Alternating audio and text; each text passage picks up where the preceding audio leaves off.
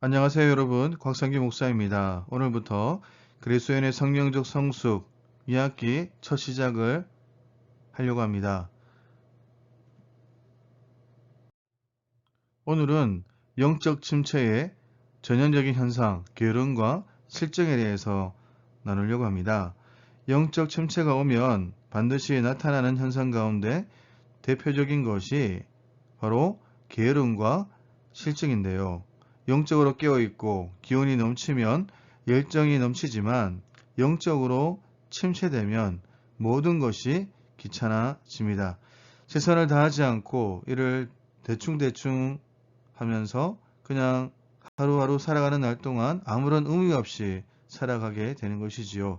그렇다면 영적 침체인 게으름과 혹은 실증은 어떤 관계에 있으며 이것이 우리를 어떻게 타락시키고 그 극복 방법은 무엇인지 함께 배우는 시간 되기를 바랍니다. 그렇다면 성경에서는 게으름을 어떻게 정의할까요? 역대하 29장 6절에서 11절 말씀, 구약성경 694페이지입니다. 6절과 7절입니다. 우리 조상들이 범죄하여 우리 하나님 여호와 보시기에 악을 행하여 하나님을 버리고 얼굴을 돌려 여호와의 성소를 등지고 또 낭실문을 닫으며 등불을 끄고 성소에서 분향하지 아니하며 이스라엘의 하나님께 번제를 드리지 아니하므로. 8절에서 11절 말씀 다 같이 한번 읽도록 하겠습니다. 여호와께서 유다와 예루살렘에 진노하시고 내버리사 두려움과 놀람과 비웃음거리가 되게 하신 것을 너희가 똑똑히 보는 바라. 이로 말미암아 우리의 조상들이 칼에 엎드러지며 우리의 자녀와 아내들이 사로잡혔느니라. 이제 이스라엘의 하나님 여호와와 더불어 언약을 세워 그 맹렬한 너를 우리에게서 떠나게 할 마음이 내게 있노니 내 아들들아 이제는 게으르지 말라. 여호와께서 이미 너희를 택하사 그 앞에 서서 수송들어 그를 섬기며 분향하게 하셨느니라. 아멘. 본문의 배경은 북이스라엘이 멸망당하고 오직 남유다만 남았을 때 히스기야가 왕위에 올라가면서 다시 한번 이 나라가 다윗의 모든 행위와 같이 여호와 보시기에 정직히 행하여 하나님과의 관계를 회복하는 데 중점을 두고 있는 것입니다. 하나님과의 관계를 회복하는 데 중점을 두면서 히스기야는 신앙 개혁을 하고 있는 내용이죠. 그래서 우리가 11절 말씀을 보면 우리 11절 말씀 다 같이 한번 읽어보겠습니다. 내 아들들아 이제는 어떻게 해요? 게으르지 말라. 여호와께서 이미 너희를 택하사 그 앞에 서서 수송들어 그를 섬기며 분향하게 하셨느니라. 내 아들들아는 누구를 말하겠습니까? 바로 내인들을 말하고 있는 것이죠. 여기서 우리가 게으르지 말라. 게으름이란 이 단어의 뜻은 돌보지 않는다, 무책임하다, 잘못 인도하다, 태만하다라는 의미입니다. 히스기야는 하나님이 내인들을 선택하셨음을 말하고 레인들이 소명이 회복되기를 원하고 있는 것이죠. 레인들은 하나님 앞에서 서서 수종하는 일을 하고 주님께 분향하는 일을 해야 했습니다. 이 말씀은 레인들이 일어나서 성전을 정화하고 성서에서 더러운 것들을 없애는 이 일에 다시 눈뜨기를 원하는 마음으로 말씀하고 있는 것입니다.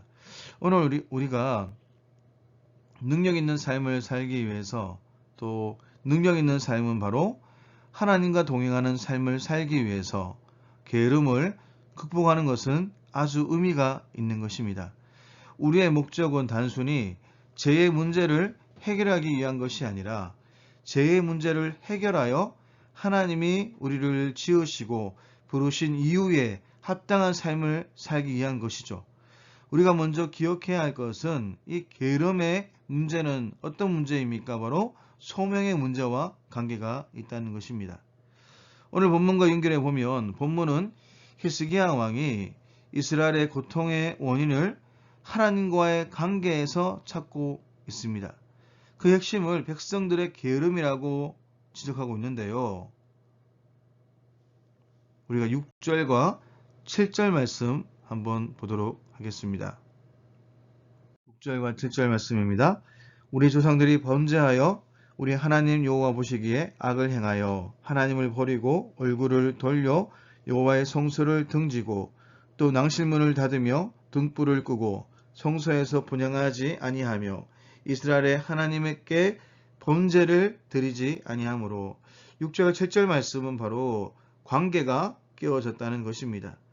게으름 즉 영적 태만과 나태함으로 인해서 하나님께 나아가지 아니하므로 하나님께 번제를 드리지 아니하므로 하나님께 버림을 받은 결과입니다. 하나님이 먼저 버리신 것이 아니라 이들이 하나님을 떠난 것이죠. 아주 중요한 것은 제가 무엇을 행함으로 온 것이 아니라 무엇을 하지 않음으로 찾아왔다는 것입니다. 흔히 우리가 게으름을 죄로 인식하지 못하는 경우가 있는데요. 사실은 아주 참혹한 결과를 가져오는 것이 게으름인 것입니다. 성경은 게으름에 대해서 폭넓게 정의합니다. 그저 빈둥빈둥 노는 것만 게으른 것이 아니라 분명하고 올바른 목표 없이 다람쥐 쳇바퀴 돌듯 일가를 되풀이하는 사람, 아니 심지어 바쁘게 살아가는 사람도 하나님의 영광에 대한 갈망이 없다면 그 사람은 바로 게으른 사람인 것이죠. 그 게으름의 정의가 성경에서 말하는 것이 바로 무엇이겠습니까? 하나님의 영광에 대한 갈망이 없고 하나님의 뜻과는 다르게 사는 삶, 이것이 바로 성경이 말하는 게으른 삶이라는 것입니다. 하나님 앞에서 바르게 살려는 몸부림이 없어도 겉으로는 괜찮게 살아갈 수 있습니다. 사람들이 보기에는 별다른 문제 없이 원만하게 신앙생활을 하고 있는 것 같지만 실상 하나님을 향한 열망은 식어지고 그저 무덤덤한 마음을 가지고 살아갈 수 있다는 말입니다. 반대로 부지런하다는 것은 단지 계기적인 성실함과 근면함만을 가리키지 않습니다. 이것들과 함께 지혜로움이 필요합니다. 낭비되던 시간을 정돈하고 일의 우선순위를 정하여 처리하는 것, 또 맡은 일을 잘 처리하기 위해서 필요한 지식을 소유하는 지혜가 필요하다는 것이 성경적 부지런함이자 우리가 회복해야 될 신앙적인 자세인 것입니다. 게으른 사람은 비법을 찾는다는 것이죠. 비법을 찾는 것과 반대되는 사람은 어떤 사람입니까? 우직하게 성실한 사람인 것입니다. 우리가 종종 영화에서 보는 것이 있습니다. 위대한 스승에게서 무술을 배우는 사람들이 가장 힘들어하는 것이 기초를 배우는 과정입니다. 위대한 스승에게서 위대한 비법을 찾으러 왔는데 스승은 비법보다는 기본에 충실해지기를 요구하고 있기 때문이죠. 기본에 충실해지기 위해서는 어떤 비법도 없습니다. 그냥 한 발 한 발 나가야 합니다. 성도에게 가장 기본이 되는 것이 무엇이겠습니까? 그것은 바로 하나님을 알아가고 하나님만을 예배하는 일입니다. 그렇다면 우리가 부지런함이란 무엇에 대한 부지런함이고 게으름이란 무엇에 대한 게으름인 것입니까? 결국 내가 부지런히 움직이려는 것은 내 삶에서 내가 정해놓은 우선순위에 따라 사는 것일 뿐 하나님 앞에서의 이 부지런함과는 차이가 있을 수 있다는 자책이 들기 시작했습니다. 그러므로 오늘 우리가 살펴보려고 하는 게으름은 바로 신앙적인 게으름이고 이 신앙적 게으름은 바로 하나님과의 관계에서 오는 게으름의 문제라는 것입니다. 오늘 본문 역대하 29장 7절 말씀에 보면 이 말씀이 있죠. 우리 7절 말씀 다 같이 한번 읽어볼까요? 또 낭실문을 닫으며 등불을 끄고 성소에서 분향하지 아니하며 이스라엘의 하나님께 번제를 드리지 아니하므로. 이 말씀은 하나님과의 단절을 말씀하고 있는 것입니다. 구약시대의 번제는 인간이 하나님과 소통할 수 있는 유일한 방법입니다. 그런데 번제를 드리지 아니함으로 하나님과의 대화가 단절된 것이죠. 대화가 단절되면 가끔 소리가 들려도 이해하지 못합니다. 소리가 들리지 않는 것이 아니라 그 소리의 의미를 깨닫지 못할 때가 많다는 것이죠. 성경에 나오는 좋은 예가 사무엘상 1장에서 4장까지에 있습니다. 당시 엘리 제사장이 대제사장의 직분을 맡고 있었는데 성경은 이렇게 말하죠. 그때는 하나님의 말씀이 어떤 때요? 희귀한 때라고 말합니다. 대제사장 엘리와 하나님 사이에 전혀 무엇이 없는 것입니까? 교제가 없고 의사소통이 없다는 것이죠. 사무엘상 1장에 보면 한나가 엘리를 찾아왔을 때 제사 드리는 제사장의 모습이 아니라 어떤 모습이었습니까? 문설주에 앉아있는 나태한 모습으로 만납니다. 그리고 한나가 통곡하여 기도할 때 이렇게 말하죠. 내가 언제까지 취하여 있겠느냐? 포도주를 끊으라고 영적 분별을 상실한 모습으로 기록하고 있습니다. 그리고 4장에 가면 자식들이 전쟁에 나가서 싸우고 결과를 기다리는 시간에도 기도한 것이 아니라 엘리가 길곁 자기의 의자에 앉아 기다리며 라고 기록하고 있는 것입니다. 어디에서도 제사장다운 면도 없고 또 하나님과의 관계가 나오지 않습니다. 제사장의 직책을 가지고 자신의 소명을 다하지 못한 게으름. 게으름을 제가 어떻게 정의했습니까? 하나님을 향한 열망이 사라지고 하나님의 영광을 위한 삶이 사라지는 것을 바로 성경이 말하는 게으름이라고 말씀드렸습니다. 게으름, 영적 태만과 나태함이 그의 가정의 가장 큰 비극이었던 것입니다. 히스기야가 자식들에게 게으르지 말라고 한 이유 중에 하나는 그들의 게으름으로 하나님께 나아가지 아니하므로 하나님께 번제를 드리지 아니하므로 민족에게 비극이 찾아왔기 때문입니다. 이 게으름은 하나님을 향한 영광의 갈망이나 하나님의 뜻대로 살려고 하는 신앙적인 자세가 전혀 보이지 않는다는 것이 가장 큰 문제라는 것입니다. 지금의 상황도 마찬가지 아닐까요? 수많은 문제들, 또 우리의 삶의 질서를 흔들리는 이 문제들, 새로운 뉴노멀 시대라고 말하는 이 시대 속에서 너무나 힘들고 어렵지만 답답하지만 그럼에도 우리의 문제는 하나님을 전심으로 찾지 않는다는 것입니다. 이것이 바로 성경이 말하는 게으름이라는 것입니다. 따라서 게으름은 삶을 대하는 신앙적 자세이자 또 우리의 현실을 보여주는 삶의 태도를 우리에게 보여줍니다. 이러한 자세로 살아갔기 때문에 이들은 고통받을 수밖에 없었던 것이죠. 하나님이 고통을 주신 것이 아니라 우리 스스로가 우리의 삶 속에 끝없는 고통을 주는 것입니다. 따라서 우리는 이것을 반드시 기억해야 합니다. 게으름은 하나님을 분노하게 만드는 죄라는 것입니다. 계속해서 말씀드리는 것이지만 문제는 게으름 자체가 문제가 아니라 그 게으름으로 인해서 결과가 참혹하다는 것이죠. 우리 8절과 우리 9절 말씀 제가 한번 읽어 드리겠습니다. 여호와께서 유다와 예루살렘에 진노하시고 내버리사 두려움과 놀람과 비웃음거리가 되게 하신 것을 너희가 똑똑히 보는 바라. 이로 말미암아 우리의 조상들이 칼에 엎드러지며 우리의 자녀와 아내들이 사로잡혔느니라. 이스라엘이 이방 민족에게 비웃음거리가 된 이유 중에 하나가 무엇이라고 제가 얘기했습니까? 하나님과 의사소통, 하나님과 대화를 게을리한 결과라는 것이죠. 그래서 우리가 이 게으름의 무서움, 하나님과 대화를 게을리하게 되고 하나님의 그 열망이 하나님을 향한 열망이 사라지게 된 것, 이것이 바로 게으름인데 이 게으름의 그 무서움은 바로 영적 민감성을 상실하게 만든다는 것입니다. 민감성. 엘리 제사장이 게으름으로 자녀들에 대한 심각한 문제를 깨닫지 못하고 가문이 멸망하고 히스기야 시대의 백성들이 게으름으로 하나님을 떠나니 하나님이 싫어하시는 일만 하다가 진노를 불러왔습니다. 우리 본문 6절을 다시 한번 읽어보겠습니다.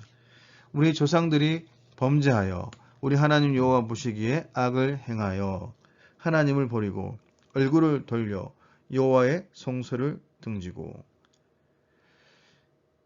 여호와 보시기에 악을 행하여 라는 말의 서술이 계속해서 나오는데요. 이것은 무엇입니까? 하나님과의 소통을 게을리한 것이 바로 악을 행한 것입니다. 그렇다면 이 게으름과 이 악을 동일시해서 우리에게 성경은 말해주고 있는 것이죠. 자기 생활을 열심히 할지라도 때론 우리가 하나님 앞에 게으른 종이 될 수 있음을 우리는 인정하고 우리는 깨달아야 합니다. 그리고 이 게으름의 문제가 우리의 삶 속에 습관이 된다는 것이죠. 그러므로 게으름이 죄인 것은 이러한 태도, 이러한 삶의 자세인 이 게으름이 반복됨으로 인해서 우리가 해야 할 일, 그러니까 하나님께서 우리를 창조하신 사역에 동참하지 못하게 만드는 그런 성질이 있기 때문입니다. 죄란 하나님의 창조 목적에서 벗어나는 것입니다. 그렇다면 이 게으름의 습관, 우리로 창조의 목적을 상실하게 만들기에 죄가 되는 것이죠. 게으름이 제가 뭐라고 얘기했습니까? 하나님을 향한 열망이 사라지고 하나님의 영광을 위해 살려고 하는 마음이 없는 상태를 말하고 있는 것이죠. 그러한 것이 시간이 지나가면서 습관이 되고 이 습관은 우리의 삶의 태도와 자세를 만들어 버립니다. 그러한 삶의 태도와 자세가 우리로 창조의 목적, 하나님이 이 땅에 보내신 창조의 목적, 그 목적을 상실하게 만들기에 죄가 되는 것이죠. 하나님과의 소통이 단절되는 이 게으름의 문제는 하나님의 소리를 듣지 못하는 것으로 끝나는 것이 아니라 이것은 바로 주변의 소리에 귀를 기울이게 만들어 버립니다. 주변의 소리는 우리에게 늘 염려와 걱정을 가져다 줍니다. 주변의 소리를 듣는 것이 얼마나 위험한 일인지 모릅니다. 왜냐하면 가장 많이 들은 소리로 인해서 그렇게 되어버리기 때문이죠. 하나님의 뜻을 알고 깨닫게 되면 우리가 소명자가 되지만 세상의 소리를 듣고 우리가 원망과 불평만 하다 보면 우리는 하나님과 관계가 없는 동떨어진 하나님의 뜻을 위해 사는 사람이 아니라 바로 영적으로 태만과 또 게으른 그런 삶을 살아가는 것입니다. 무서운 것은 수직적 관계인 하나님과 관계가 멀어질 때 우리는 불평과 근심으로 인해서 또 수평적 관계에 단절이 온다는 것입니다. 하나님과의 소통이 끊어진 인간의 가장 극명한 특징 중에 하나는 이기적 사고를 한다는 것입니다. 결국 자기 중심적인 이러한 사고는 영적 태만함, 하나님을 멀리하게 되고 또 하나님과의 관계가 끊어지면서 우리의 그 삶 속에 자신만을 위해서 살아가는 삶의 선택을 한다는 것입니다. 자기중심적인 태만함으로 사는 인생, 이러한 인생은 모두 철저하게 하나님을 대적합니다. 따라서 이것을 해결할 수 있는 것은 바로 하나님을 전심으로 예배하는 것이고 또 하나님만을 의존하며 바라보는 것입니다. 우리가 하나님과의 근본적인 관계를 우리가 다시 설정하지 않으면 탈출구는 없습니다. 먼저 하나님과의 바른 관계를 갖기 위해서 우리는 하나님 앞에 노력하고 그 하나님 앞에 나가야 하는 것입니다. 하나님을 예배한다는 것은 철저하게 하나님의 관점에서 자신의 삶을 보는 것이죠. 소명에 충실하다는 것은 철저하게 부르심의 관점에서 인생을 보는 것을 말씀하고 있는 것입니다. 본문에서 히스기야는 뭐라고 얘기하고 있습니까? 게으르지 말라라고 권면합니다.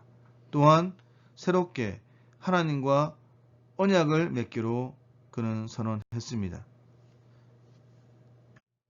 10절과 11절을 보면 이제 이스라엘의 하나님 여호와와 더불어 언약을 세워 그 맹렬한 노로 우리에게서 떠나게 할 마음이 내게 있노니 내 아들들아 이제는 게으르지 말라. 여호와께서 이미 너희를 택하사 그 앞에 서서 수송도로 그를 섬기며 분향하게 하셨느니라. 히스기야처럼 자신이 언약 백성임을 깨닫고 하나님의 은혜의 택하심을 믿으며 진정으로 하나님을 예배하는 자로 거듭나야 합니다. 이미 너희를 택하사, 너무나 중요한 말씀이죠. 하나님께서 필요해서 부르셨으니 사용하심에 합당하도록 살라는 것입니다. 우리는 게으름을 이길 수 있는 방법은 우리를 부르신 그 소명, 이미 우리를 선택하셨고 또 우리의 무언가 할 일에 대한 확실한 소명이 회복되고 생기면 우리의 삶이 달라지고 생기를 가지고 믿음으로 살아갈 수 있는 것입니다. 즉 삶이 전략적으로 바뀔 뿐만 아니라 삶의 목표가 분명해지고 삶의 태도와 삶을 대하는 그 자세가 바뀌면서 또 습관이 바뀌게 되는 것이죠. 매튜 폭스라는 신학자가 이렇게 말합니다. 게으름의 처방이 무엇인가? 게으름의 처방은 부지런해지자는 결심이 아니다. 게으름을 치료하려면, 게으름을 제가 뭐라고 얘기했죠? 하나님의 영광이 사라지고 하나님을 사모하는 열망이 사라진 채로 살아가는 방만한 삶이 바로 게으름인 것입니다. 이것은 영적 태만이고 하나님을 알고자 하는 거룩한 욕구가 없는 것이죠.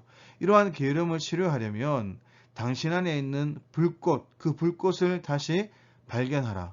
그리고 그 불을 태워라. 이 말은 바로 소명을 회복하라. 소명을 발견하라 라는 것입니다. 소명자의 특징 중에 하나가 무엇입니까? 소명자는 바로 따라합시다. 소명자는 집중력이 회복됩니다. 어떠한 순간에도 이 소명자는 하나님께 집중하는 법을 깨닫게 되는 것입니다. 영적 침체와 하나님을 향해 사모함과 갈급함, 간절함이 없는 영적 게으름을 극복할 수 있는 그 방법은 바로 무엇입니까? 신실하게 한 걸음 한 걸음씩 나아가는 것입니다.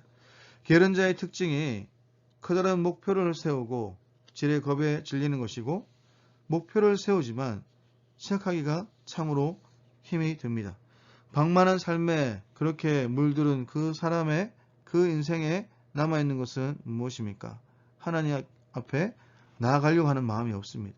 또 하나님을 찾고자 하는 마음이 없습니다. 그래서 우리는 평생 기도의 사람으로 살아가는 목표보다 우리는 오늘 이 시간부터 기도를 하는 것이 너무나 중요하고요. 또 평생 남의 험담을 하지 않겠다는 거창한 목표보다 오늘 하루 입을 닫고 그렇게 살아가는 것입니다. 평생 거룩하게 살겠다는 다짐보다도 오늘 하루를 유혹에서 이길 수 있는 사람이 되도록 그렇게 살아내는 것입니다. 유대 전승에 의하면 여러분들 잘 아시겠지만 노아가 방주를 짓는 120년의 시작은 배를 지을 나무를 심는 것으로부터 이렇게 시작되었다라고 합니다. 생각해 보십시오. 그 커다란 방주를 세울 계획을 세우고 거대한 이 프로젝트에 함몰되어서 그렇게 무너진 삶을 사는 것이 아니라 그 일을 위해서 나무를 심는 성실함이 방주를 만들었다는 것을 말하고 있는 것이죠. 가장 확실한 미래는 오늘 서 있는 그 자리에서 우리가 얼마나 성실했느냐로 만들어집니다.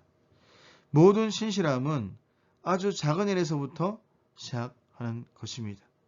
다윗의 위대함은 그가 기름 부음을 받은 후에도 여전히 자신에게 맡겨진 일에 게으르지 아니하고 날마다 하나님의 말씀을 묵상하고 밤마다 그의 심장에 하나님의 그 말씀이 훈계를 했다는 것입니다. 그렇게 하루하루 살다 보니까 그의 인생 속에서도 동굴에 있고 도망자의 삶이었다 할지라도 그의 인생은 바로 하나님과 동행하는 삶이었고 어떤 순간에도 말씀을 붙잡는 삶을 살아내었습니다. 그렇게 살다 보니까 하나님이 원하시는, 하나님께서 기뻐하시는 그런 사람이 되었던 것입니다. 우리가 게으름을 이기는 거룩한 습관을 만드는 방법이 있습니다. 게으름을 이기는 거룩한 습관을 만드는 방법은 망설이지 않는 것입니다. 그리고 결단했으면 그것을 되돌리지 않도록 하나님의 말씀에 순종하는 것입니다.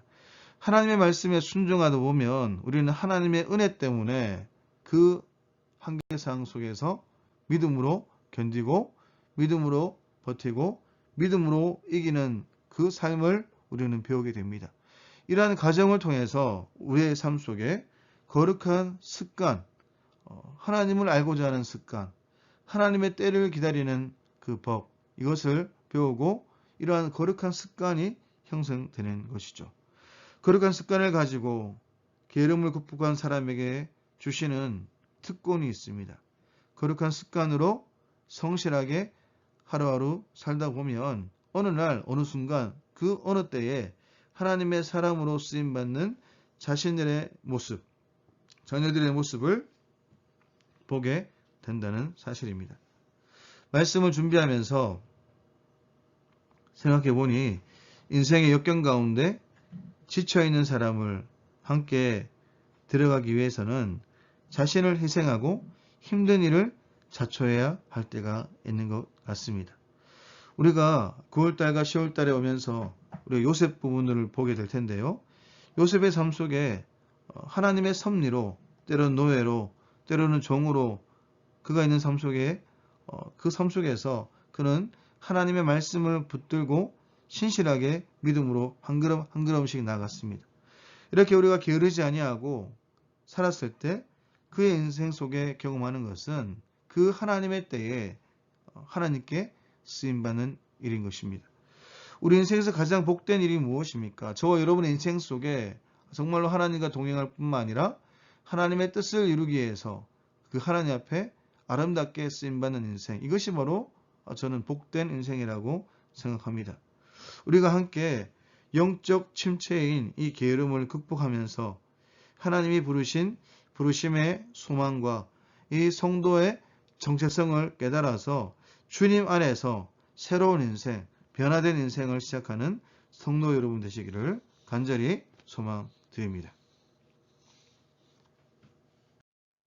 그렇다면 게으른 자의 주요 특징이 무엇인지 우리 구체적으로 한번 배워나갔으면 좋겠습니다. 게으른 자의 주요 특징 중에 하나가 이런 것이죠. 은혜의 한탕주의를 꿈을 꾸고 기대합니다.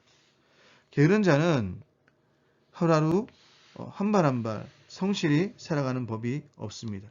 한 방에 어느 날 갑자기 하나님의 크신 은혜로 자신이 변화될 것을 꿈을 꿉니다. 그러나 날마다 거룩한 삶을 위한 자기 헌신과 분투하는 노력이 없다면 하나님의 은혜는 저와 여러분을 변화시키지 못합니다.